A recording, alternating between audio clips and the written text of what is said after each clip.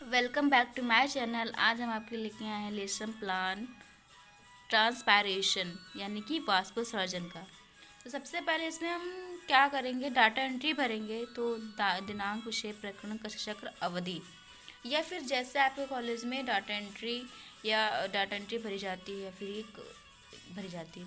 उसके बाद हम लिखेंगे समान उद्देश्य। समान उद्देश्य में जो भी है 7 पॉइंट्स हैं, आप लिख सकते हो। आता है वाष्पोत्सर्जन। तो वाष्पोत्सर्जन, अरे, तो ये है वाष्पोत्सर्जन। समान उद्देश्य लिखने के बाद हम विशिष्ट उद्देश्य लिखेंगे। विशिष्ट उद्देश्य में पहले ज्ञानात्मक, फिर बोधात्मक, फिर अनुप्रयोगात्मक। ज्ञानात्मक में लिखेंगे छात्र वाष्पोत्सर्जन को परिभाषित कर सकेंगे, छात्र वाष्पोत्सर्जन पर प्रश्न कर सकेंगे। बोधात्मक में छात्र वाष्पोत्सर्जन के वाक्य, छात्र वाष्पोत्सर्जन के प्रकारों को जान सकेंगे। अनुप्रयोगात्मक में छात्र वाष्पोत्सर्जन को विशेष कर छात्र वाष्पोत्सर्जन की पुष्टि कर सकेंगे। सहायक सामग्री में प्रकरण से संबंधित चार्ट, पेपर, चौक, डस्टर तथा अन्य शिक्षण शास्त्र छात्र वाष्पोत्सर्जन के बारे में समान जानकारी रखते हैं।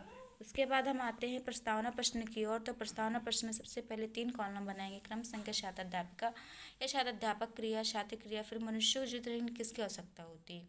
तो मनुष्य को जीवित रहने के लिए भोजन, जल, वायु की आवश्यकता होती है।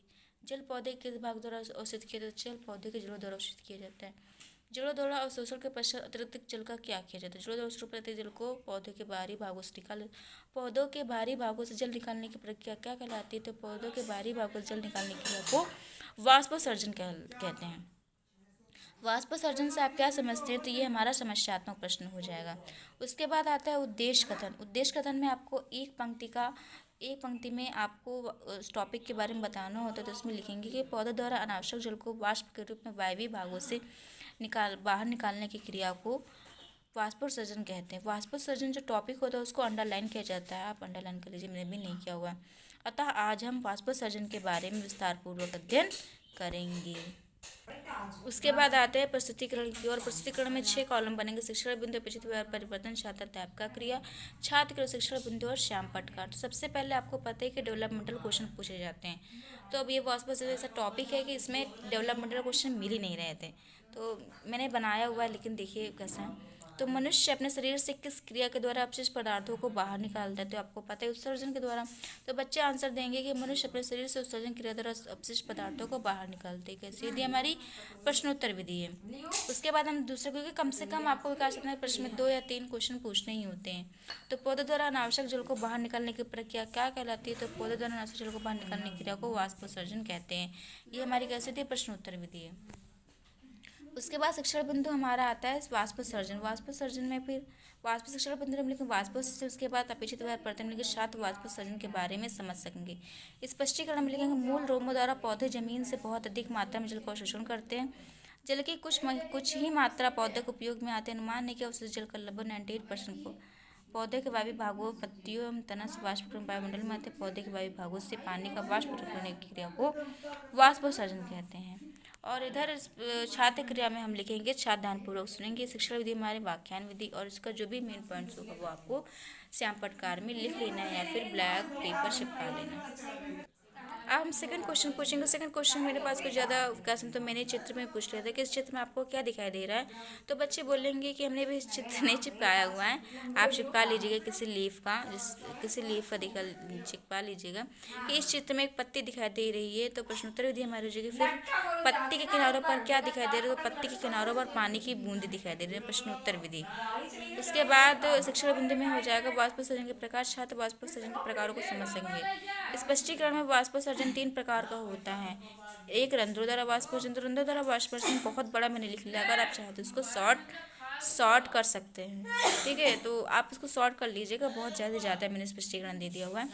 तो स्पष्टीकरण सुनिए। पत्तियों हरे तनों तो कुछ रूपांतरित तनों की सतह पर असंख्य छोटे छिद्र होते हैं। जुड़े वक्राकार रंध्र कोशिकाएं छिद्रों के खुलने और बंद होने का नियंत्रण। इन छिद्रों द्वारा वायु का आवागमन होता है, जिससे पादप कोशिका को श्वसन के लिए ऑक्सीजन मिलती है। वायु के संपर्क में जल का वाष्प और रंध्रों से बाहर निकलने वाली वायु में जल भी वाष्प के रूप में बाहर निकलता है। वाष्पोत्सर्जन का लगभग 90% भाग रंध्रों द्वारा होते हैं, इसे रंध्रीय वाष्पोत्सर्जन कहते हैं। और छात्र क्रिया में लिखेंगे, छात्र ध्यानपूर्वक सुनेंगे व्याख्यान में इसका भी जो भी मेन पॉइंट्स होगा, जैसे मेन पॉइंट्स मैंने लिखा हुआ है। वाष्पोत्सर्जन 3 प्रकार का। रंध्रीय वाष्पोत्सर्जन, उपत्वचा या उपचर्म द्वारा वाष्पोत्सर्जन, और तीसरा वाला वाष्प रंध्रों द्वारा वाष्पोत्सर्जन। अभी भी स्पष्टीकरण कंप्लीट नहीं हुआ था पूर्ण रूप से। तो फिर कि उपत्वचय उपचर्म द्वारा वाष्पोत्सर्जन, तो पौधों का बाहरी भाग व पत्ते उपत्वचय कूटकर ढके रहते हैं, इनमें भी वाष्पीकरण द्वारा जल उड़ता है। फिर तीसरा पॉइंट है वात रंध्रों द्वारा वाष्पोत्सर्जन।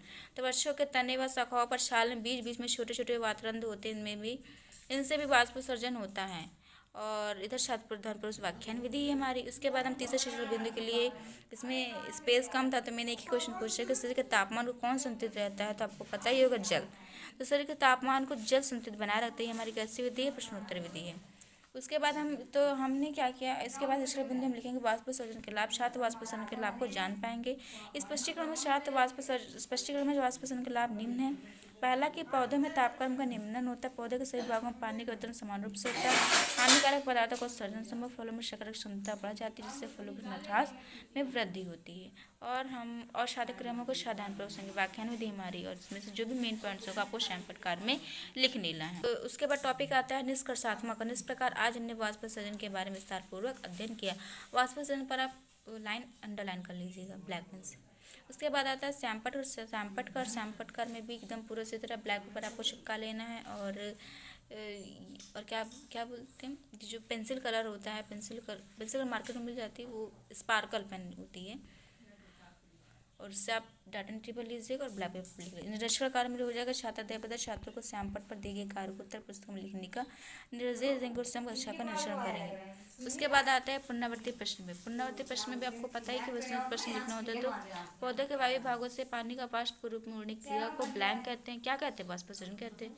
सेकंड, हमारा 90% भाग रंध्र द्वारा होता है। क्या? वाष्पोत्सर्जन। वाष्पोत्सर्जन से फलों में ब्लैंक की क्षमता बढ़ जाती है। किसकी? शर्करा की। सत्य व सत्य पर चिन्ह लगाइए।